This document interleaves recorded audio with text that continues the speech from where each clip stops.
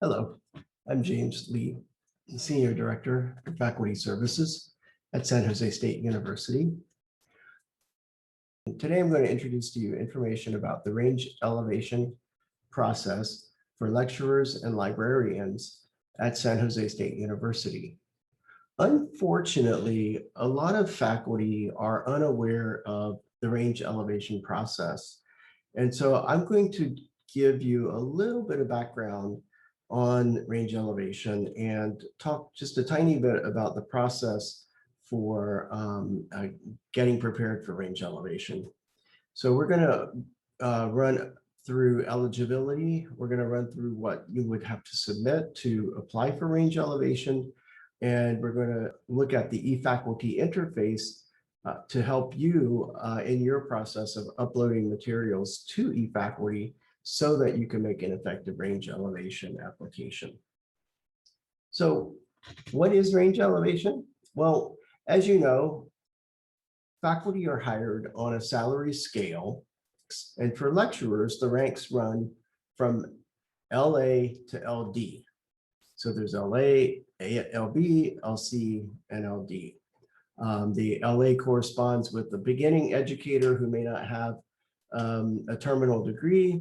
LB is for those with a terminal degree, but very little experience. LC is for those who are mid-career and similar to associate professors. And LD is for advanced scholars. And they're similar to what we would expect of full professors in the academy. So when you are in a range after a certain amount of time, you can move to the next salary range through the process called range elevation.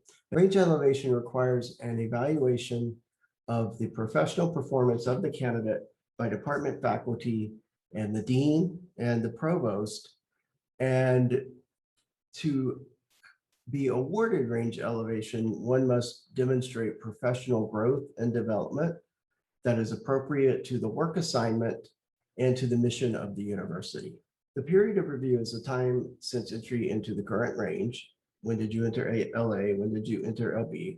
So that means the period of review begins with your appointment to that rank upon your hire at SJSU, or your appointment to the current rank upon receiving a range elevation a few years ago.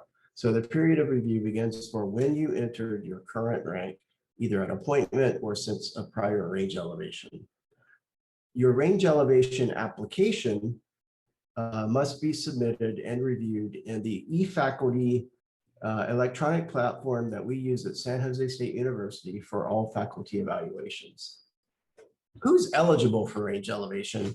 And I apologize for this big messy slide, but it actually provides the detail that we have to work with in faculty services when we have to determine who should be notified that they're eligible for a range elevation.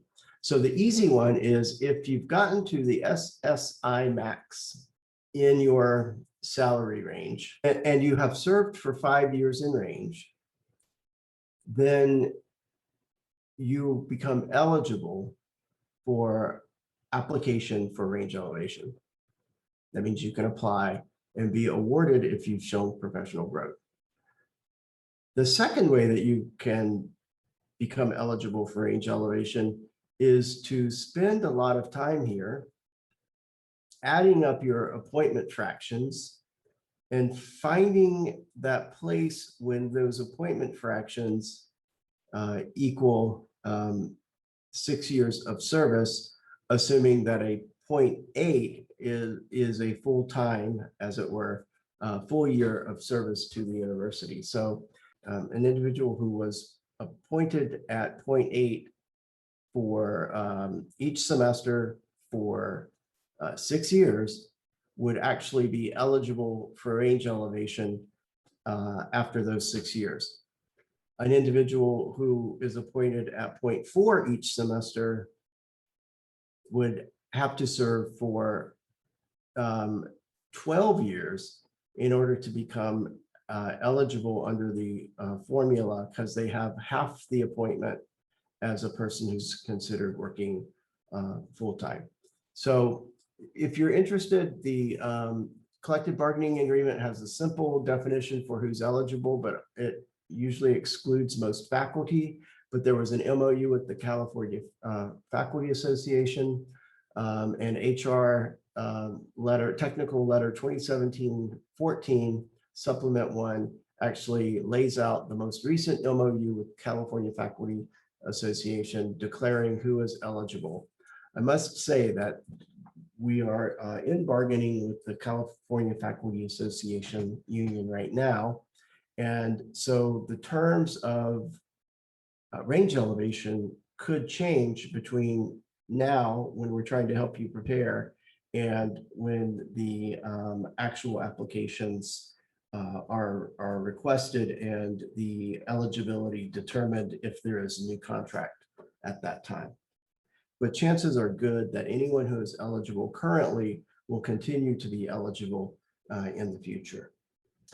University Personnel Faculty Services each year notifies those that it has discovered are eligible for range elevation at least 30 days prior to the beginning of the range elevation process. You can see on the right, we've got the template for notifying those persons who are eligible for range elevation. And we send these out every year to faculty who we've identified as being eligible. However, if faculty believe that they have served long enough or should be eligible for range elevation, they can certainly notify us, and we will be happy to do the analysis and let them know whether they actually are eligible or if they have just not enough time yet to become eligible. Faculty, all faculty can upload material into the Faculty 180 portal in eFaculty under activities any time of the year. So anyone could begin preparing for a range elevation at this time. However, to actually be reviewed, you have to notify University Personnel Faculty Services that you will be sending in an application. The staff in our group can go in and create a case for you in eFaculty so that the reviewers can be alerted that a review is going to be coming their way, and the review platform can be established in a way that we will pull over the appropriate material for your case. So you should be preparing for evaluations all the time, but you have to notify us when you intend to actually go up for evaluation. Okay, what are the submission requirements for range elevation? The things that you have to provide are, number one, an index of all the items that you are submitting for the reviewers to consider in the range elevation application. The index is used to serve as the proxy in your personnel action file for all the things that you submit but are not collected and put into the file with your results of your evaluation. So the index becomes that record of what had been submitted in the evaluation that is in your personnel action file. It's required by the collective bargaining agreement. The second thing you need to provide is all of your periodic evaluations, all of those annual evaluations and cumulative evaluations that may have occurred since you were placed or elevated to the range that you're currently in. So go back in time, pull out all of those evaluations. If you can't find your evaluations, check with your department. If your department doesn't have the evaluations, you can check with the staff at UP Faculty Services. We have a service email address called eFaculty@sjsu.edu. You should avail yourself of that email address and let us know that you're looking for prior periodic evaluations because you are intending to undergo range elevation review. And our staff will go into your personnel action file, and if they can locate, which they should be able to do, they will send those files to you. The third thing you need is your curriculum vitae. You want to update that to give the latest version. You also need to provide all official SOTs or SOLATes, the student evaluations of the classes that you've taught at SJSU. Fortunately, in partnership with IT, UPFS was able to generate a system where all of your SOTs are automatically entered into eFaculty so that you don't have to do the lifting to get the material associated with your classes. The only lifting that you have to do is determining if by policy, if you want to eliminate any of the SOTs, and by policy, I mean eliminate according to what policy says that you can do, then you could delete some of the SOTs that we uploaded to eFaculty for you. The fifth thing that you need is all direct observations of teaching. Faculty often call those peer reviews or peer evaluations. That's when a colleague comes into your classes and makes observations and submits those to the department chair to make an official evaluation of your teaching ability. The sixth thing you need is a narrative, and that narrative is the description of your professional growth and development. That narrative tells the reviewers the value that has been added to you as a faculty member, as a professional, as a person in your field, that indicates that you are a better instructor, you are a better colleague, you are a better mentor for the students that are in your classes and that you interact with in your department. So this narrative should really focus on your professional achievements and your professional goals and how they relate to the job that you were hired to do at San Jose State. For most people, that's teaching, but for some people, it's teaching in service or teaching in research or just research and service.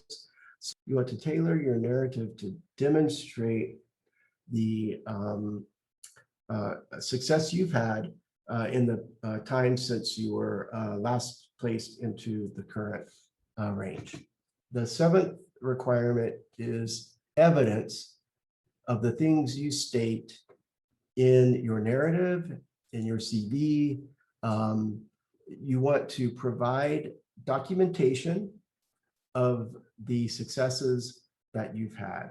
We've given you examples here of the kinds of evidence that you might upload, but please don't limit yourself to these examples. You want to think very critically about what things you've accomplished and how those things relate to the value that you bring to our students and the value that has been added since you were hired in the current range. Then we are faced with the problem of where do we put these things in eFaculty? Because everything, all the evidence, all the SOTs, the Vitae, everything has to be electronic now. And so this slide is a depiction of where things should go. Through it real fast, you'll see that there's a place for your index. It's the tab called Review Lecturer Range Elevation. Where would you put your prior periodic evaluations? Well, there's a tab called Prior Evaluations and Reviews that you could send that to. Where would you put your CV? Well, the tab called CV. Where might you find your SOTs and SOLATes? You would go to classes taught at SJSU, but I would also draw a dotted line over to additional student evaluations because we have asked Interfolio to kick over any SOTs that can't find a class but can find the faculty member to kick those over into the additional student evaluations area. Where will you put your direct observations of teaching? We have a tab called Direct Observations of Teaching. And where will you put your narrative, your description of professional growth and development? Go way back up to near the top and you'll see that there's a tab called Candidates Narrative Statement. That is where you can place the narrative that you're using to explain how you've grown as a scholar and a teacher, someone who is doing more for our students than they may have done in the past.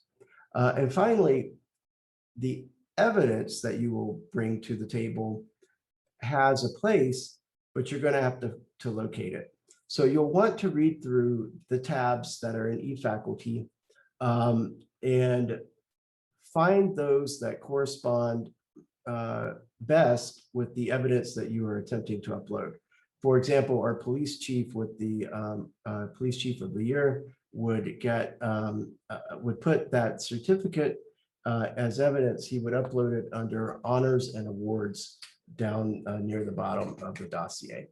So think about what items you're adding and then see whether there's a tab that matches what you have to provide. With that, I'm going to turn to the eFaculty program, and we will run through the activities area of eFaculty where you will be uploading information and give you a better familiarity and understanding about that electronic platform. To enter my material into eFaculty for this evaluation, I'm going to need to get into the eFaculty platform first. So I go to one.sjsu.edu. I do a little search on eFaculty, and then the eFaculty tile comes up. So I click on that tile to enter the program, and depending on whether I've been logged in or not, Duo may or may not require me to put in a code. It looks like I was already logged into one.sjsu.edu. So I was taken directly to Interfolio's eFaculty platform. So I want to go to enter material. I want to go to activities. In activities, you will see the tabs that we just saw in the PowerPoint that I was discussing. So you kind of have an idea about where things might go for your evaluation. To be clear, there are 5 review tabs at the beginning of the dossier or the packet. Those are where information can be differentiated by different review types. So if you were a probationary faculty in your first year of service at San Jose State, you would undergo the type of review called mini review. If you were a tenured faculty member, you might undergo post-tenure review. And everyone probably remembers that annual and cumulative evaluations are in this platform as well. So we want to find the range elevation tab to start our journey of uploading material. If in doubt about where to put something, this tab, range elevation, it may be the best tab for you. But when I open it, you'll see some of the common features across all of the tabs. There are going to be instructions or helpful comments at the top of each tab when it is opened. Near the middle, you will see information that has been entered, or you will see the potential for information to be entered in an area in the middle. And then at the bottom of the tab, you will see an add button.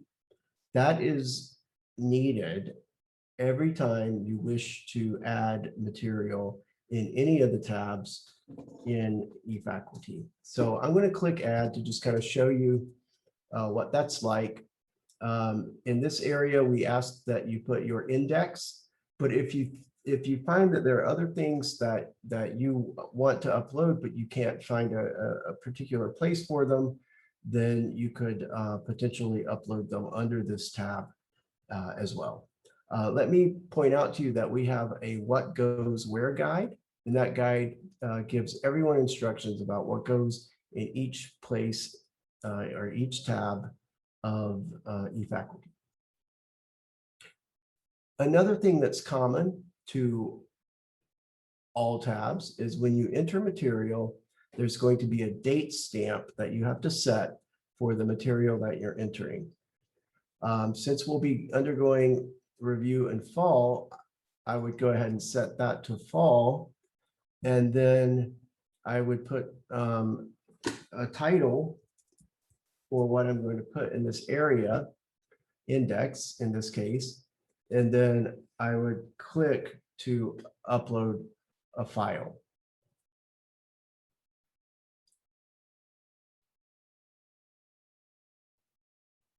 You can see that the platform is interacting with my computer and asking if I want to upload things from my computer. And I'm going to say no, because I actually already have a file in this area.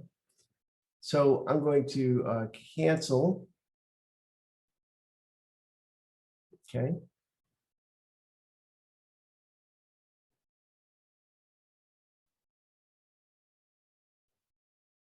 Why don't we click on the little blue pencil to the right over here?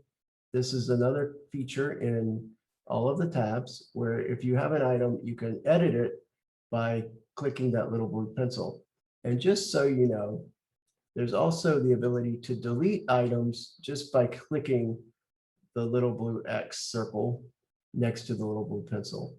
And for those who are adept at using eFaculty, there's also a clone icon that allows you to make a copy of things that you've done in an area, and then you can go in and edit the copy to make it conform to what you want. Click that little blue pencil. I'm going to wind up back in here, and you can see that I have a file already loaded in this area, and I can click the little eyeball here to download that file and look at it. I could also, if I wanted to delete the file from this area, I could use the little circle X, and that would delete the item. Let me also point out, as we go back to the tabs, and to work in a tab in eFaculty, you have options every time you add something. You could save, that will then keep you where you're located, and you could continue to work. You could say save and add another, and that would then prompt you to upload something else, or you keep working in the area, you add something else, or you could save and go back. And the save and go back allows you to say, okay, this material is finished. I'm going to go back to the list of tabs. So here we are again. Now you see that I created a duplicate when I said save and add another. So I'm going to use the little blue X here, and I'm going to delete my duplicate area rather than going in and adding something to it. I'm just going to delete it by using the X. Okay. And there it goes. So it's now gone. So that's how you can edit tabs in eFaculty. You'll want to go down to prior evaluations, where you will be uploading the prior year's cumulative and annual evaluations. And you can put those preferably in reverse chronological order. And then you will go to where you will put your narrative statement. This is where you'll upload that statement, preferably 2,000 words or less, that explains your professional journey since your appointment into the current range. So what you'll do is you'll open the tab, you'll click add, and then you can upload a file here. Remember, there's going to be a date stamp. If you put a future date on something, the date stamp is going to put it out of range for RPT. If you put something prior to your period of review, it will be out of range, and RPT will not pull that information in, even if it's sitting in your Faculty 180 portal. I want to also point out in this section, some people like to direct enter their descriptions of their careers. They might copy and paste into the text box. There's a difference in display when you do that. Direct enter items will just show up as typing on what's called the Faculty 180 Vita. If you click upload, the document that you uploaded will display as an attachment in a PDF interface. I am now in the reviewer's interface in review, promotion, and tenure. And I'm looking at information that I direct entered into a text box. And you can see that this direct entry just kind of shows up as text in what we call the Faculty 180 Vita. I also uploaded this same information as a document. And so I'm going to click on that here in the left panel where all of the attachments are found in the RPT. You see, this was a form that I filled out. This text is the text that I direct entered into eFaculty.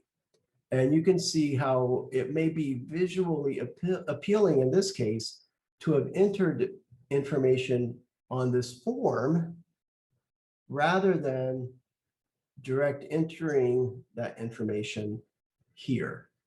So you take your visual preferences and you decide whether something really is important enough to show up as an attachment where people will see a visual layout versus whether that information is actually okay being entered just directly into the system, typed in, so that the reviewer can read it upon looking through the dossiers summary material here in the Faculty 180 Vita.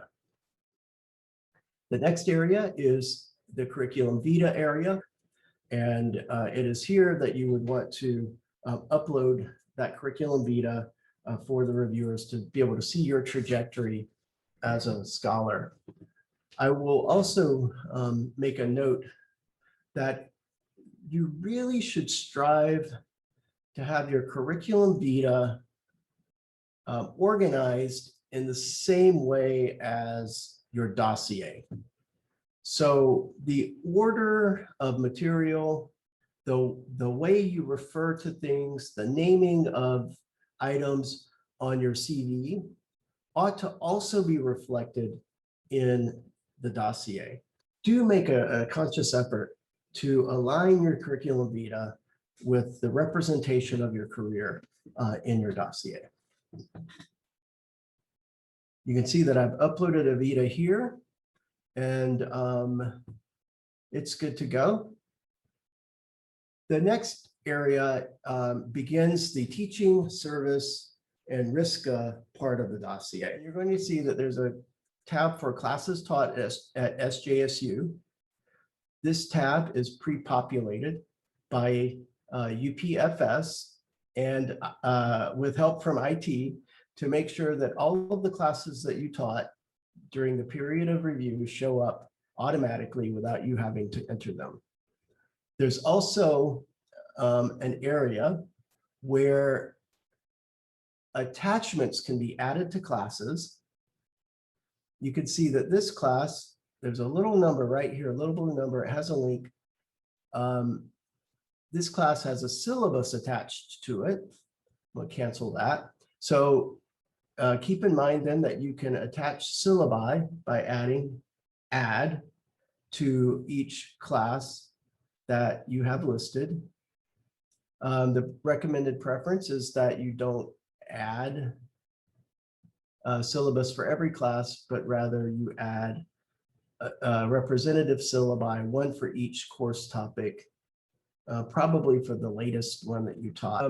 I found this so attached to this class, and where it shows up is under course evaluation. That's a term used by Interfolio, our vendor. So we don't have a choice as to rename this to student opinion teaching effectiveness. So we use course evaluation. And to the right, there's a blue one. It's a link to the SOAP. So let me see, I'm going to open that, see if I can get it to show up. That's the SOAP from a class, from that class. already preloaded into the system. I didn't have to do anything to get that class in there. Now, if I were following policy and wanted to delete a SOT because I taught enough classes with SOTs, or it was spring 2020 and I could delete any of them, then to delete them, I would just click on the little blue X, and that little blue X would remove that SOT from this class and it would never show up again. And so anyway, you could add other material to the class. Any sort of examples you want to attach to a particular class can be added here just by clicking add and saying you're adding a file. You're going to choose that file. You're going to select what kind of attachment it is. Is it a syllabus or a course evaluation or some other type of evaluation or some other type of example? Maybe it's a test from the class or it's an activity. Whatever you want, you can put there and attach it to your class.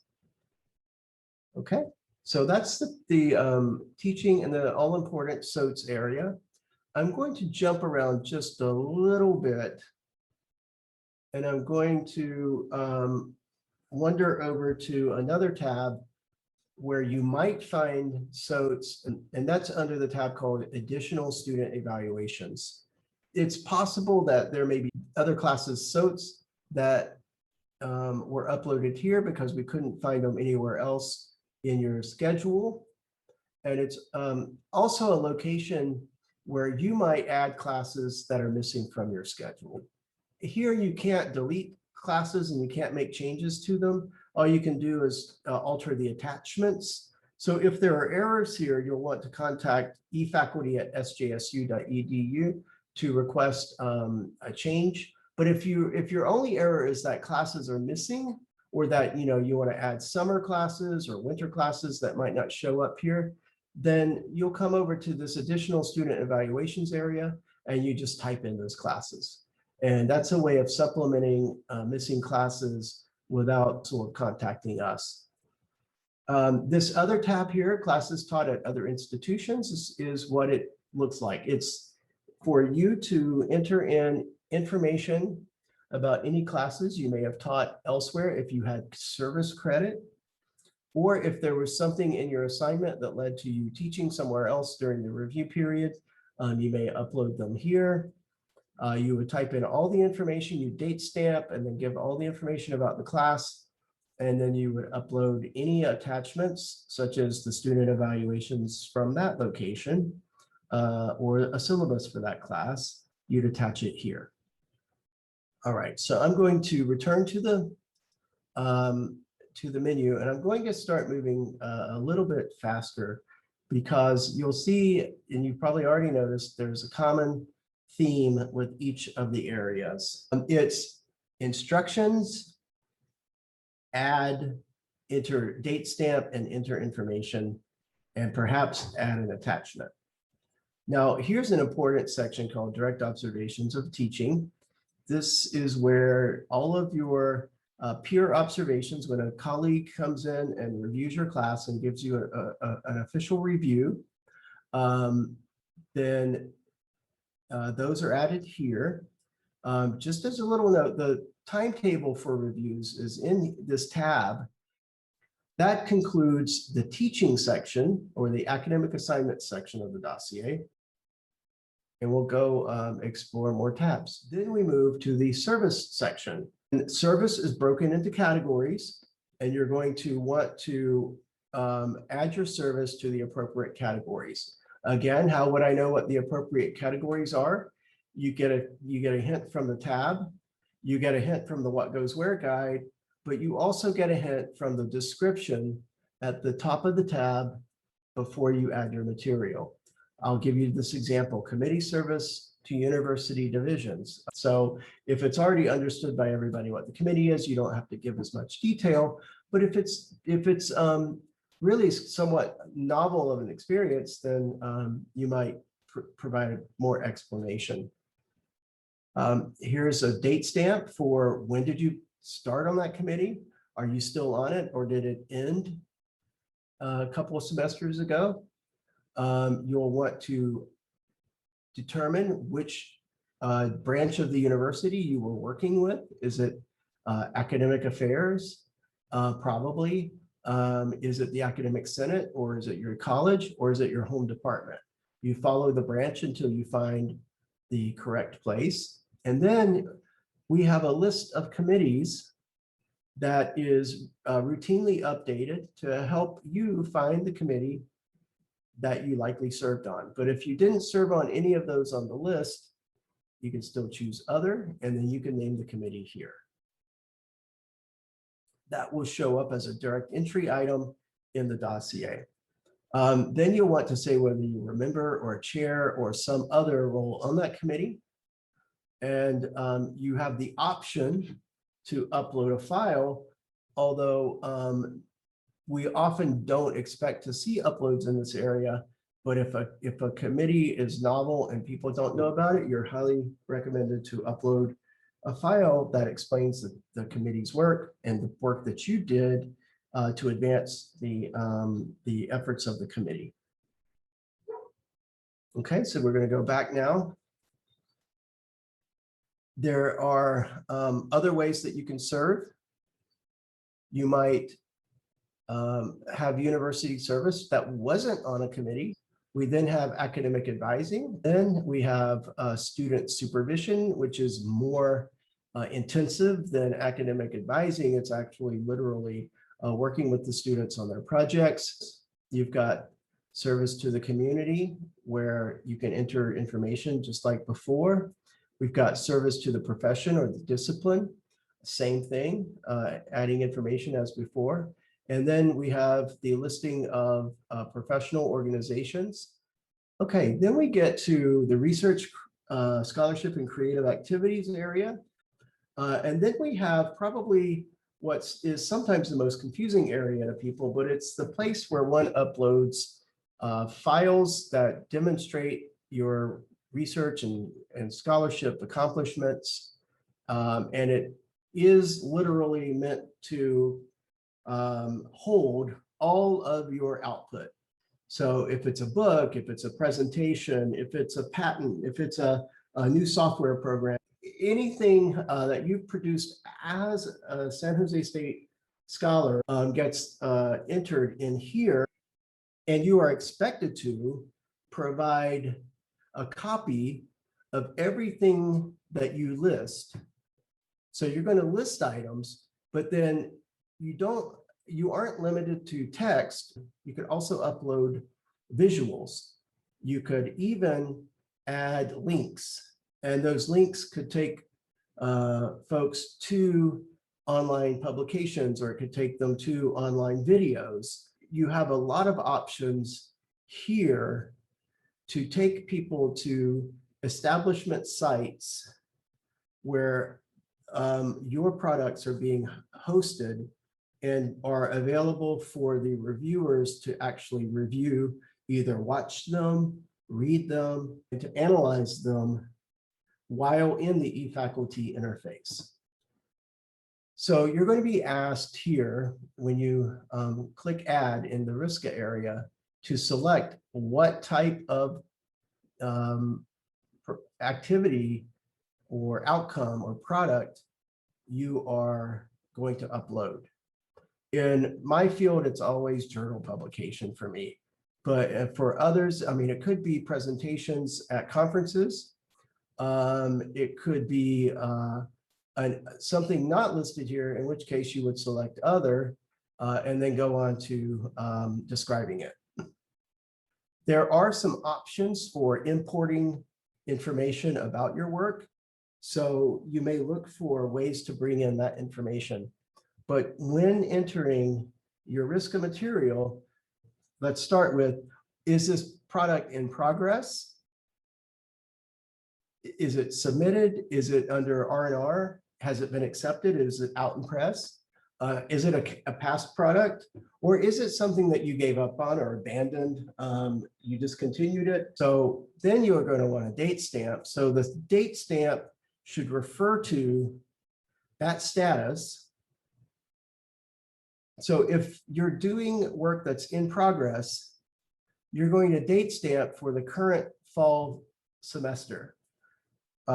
So it may seem counterintuitive, but you aren't going to date stamp for the publication date in the future, because that publication in the future is not going to be pulled into your dossier.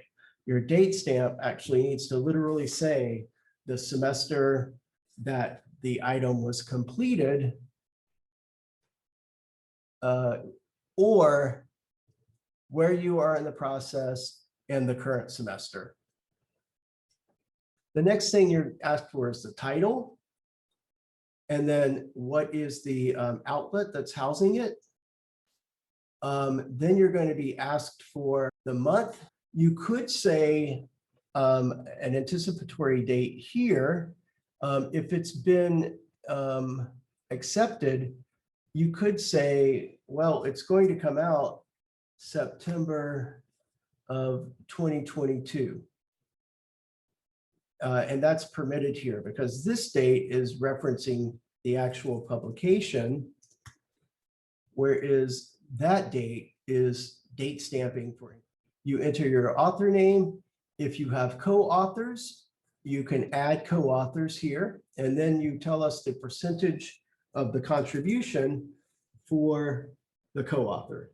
Now, I said before that you can add a URL. You could actually literally have your video hosted at Vimeo and then include the Vimeo link here.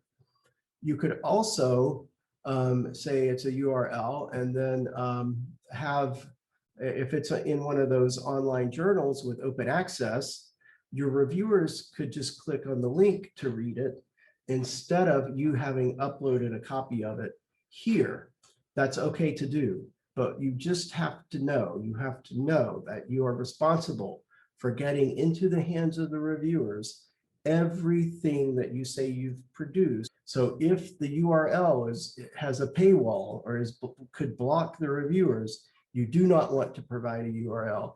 Instead, you should upload a copy of the material yourself, or if it's multimedia, then you need to find a hosting location where you can house that material and link the reviewers to that location. There's an option to include a description of the item in your output, that area that was called the Faculty 180 Vitae for reviewers. You can direct enter information right here. If you are uploading a copy of the item, however, you probably don't really need this description because there will likely be an abstract or description on the item itself, and reviewers don't really need to read the description here and then go and read the same description on the item itself. There are some links to different styles for publications. So if you want your citation to look a certain way, you can organize it. I would always choose American Sociological Association. And then, it's going to automatically populate a citation for you, given the information that you provided above. Now, at this point, you're going to select the type of activity that you are representing here. If I were going more in the direction of professional reviews of organizations, I might choose professional instead of just purely academic or research. But then we also want to tell our reviewers what type of review did this material receive. Was it blind peer reviewed? Was it peer reviewed but in an unblinded process? Was it editorially reviewed? Was it an invited item? And you can only really select one, you can't select multiple. So you need to select the one that best describes the way this material was judged. And finally, in area C here, you have an upload file area, and this is where you would upload the example of the material you just described. If it's an article, you'll upload a print of the article, unless you had a URL to it. You will upload any other information about that. You might upload peer reviews. So if the book author wrote to you and gave you some feedback on it and gave you a statement of review and quality of the article or the chapter or the book itself, you can upload that file here. And then you'll want to save and go back or return. And you'll see the list of things that you've entered for review. We have a separate tab for grants, and it works similar to the Research, Scholarship, and Creative Activities tab. And then there are a few closing sections for honors and awards. If you got that Nobel Prize, you'll definitely want to mention it here. If you've engaged in professional development activities, you can enter that information here. If you happen to have professional employment in the field, that is something that reviewers are interested in. You should be proud of that, and you should list the professional employment you're engaged in. And if you have some accomplishments in those areas, then you should feel free to display them here, especially if they help to advance the narrative about your career and the success that you're having as an expert in the field that you're in. There's an opportunity to put consulting work in here as well. And there's finally, the last tab is for entering external career reviews. There are a few pointers about this system that I want to make you aware of. One is you need to name files as if you'd want your mother to read them, the names, because when you upload attachments in eFaculty, whatever you name the file is what they will see. So you don't want a file that says, you know, UP faculty services is the worst, .jpg. But if you had my dean is horrible, .docx, then the dean is actually going to see how you name the file. So just be careful about the naming of file attachments when you upload things. Also, you aren't required to have an entry in every tab in the dossier. So you might have service to the community, but you might not have, let's see, service to the discipline to add. I mean, you probably do, but if you don't, that's okay. You don't have to add that in this area or add something to this area. And if you don't add something to a section, if you leave it blank or empty, that header will not show up for reviewers. If you do add something, the header will show up to reviewers. So the dossier in the end will have these titles, these sections. You can refer to them in your narratives. You can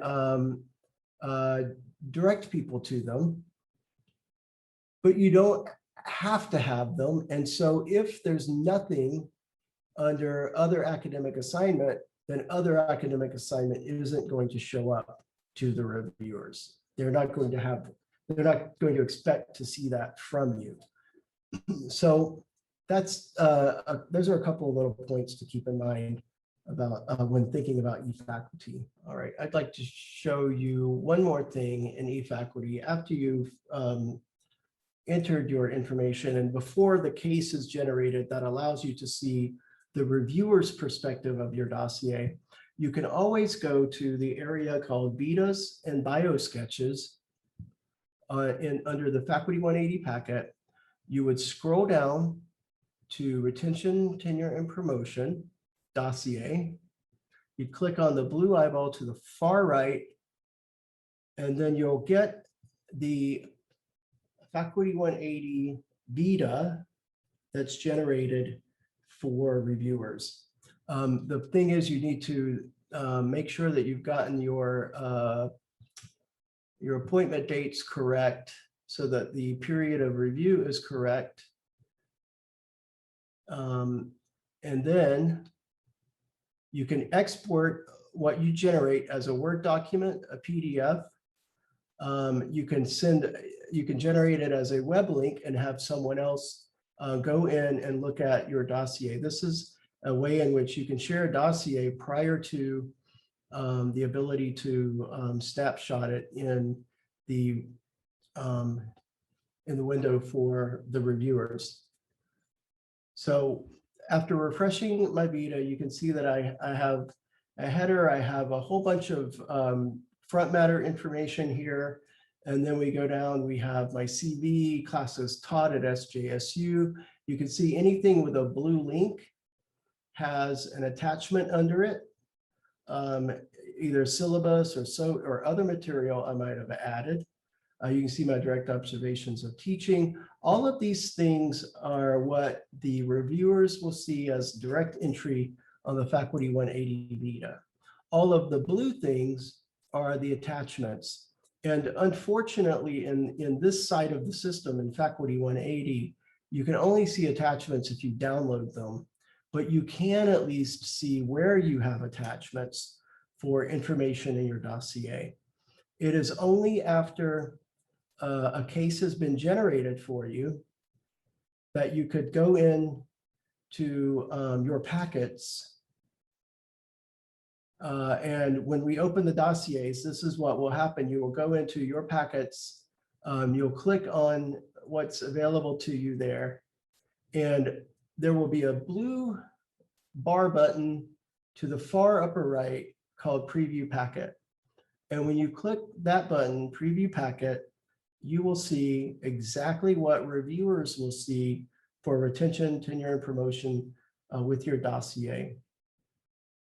Now that you've seen how eFaculty functions and where you would place material into eFaculty, I'd like to share with you a few more thoughts and give a couple of pieces of advice for building the packet for range elevation. Please start by ensuring that you understand your department and college dossier culture. And by that, we mean, what do your colleagues, your tenure track colleagues, expect to see when they review someone's accomplishments for promotion within their department? So if you could understand how they define elevated teaching and how they defined value added for your discipline, then you will be able to better locate material that will help to make your case.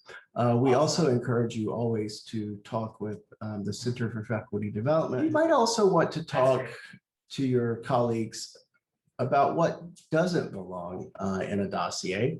And by that, we mean, if you're going to be perceived negatively because you put things in and that they would believe you're, trying too hard to build a case, you might then make better choices about what to leave in or what to take out.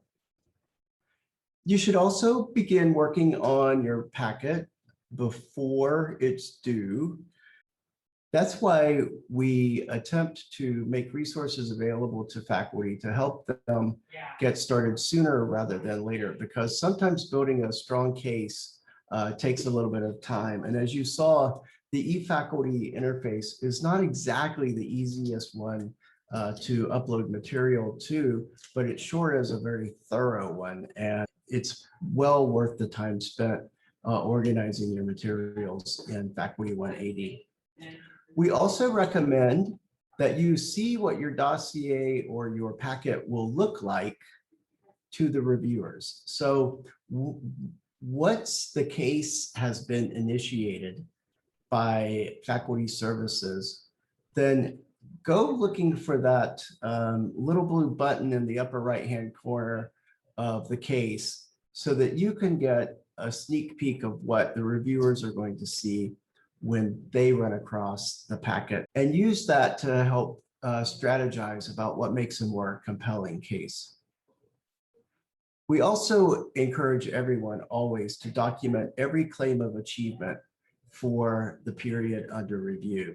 So think about that. If you put in your narrative that you have accomplished, for example, teaching statistics in a way that students actually get it the first time, then you might need to put some documentation of a claim like that in the dossier, and you may want to upload the materials that you're using, or you may want to upload some review of the work that you've been doing, or some testimonial from the students who are attesting to the fact that, yeah, they learned statistics on the first time through. Everything that you claim in that narrative ought to be in the dossier or the packet. And finally, we want to encourage you to think about ways that videos and other media may be useful to you.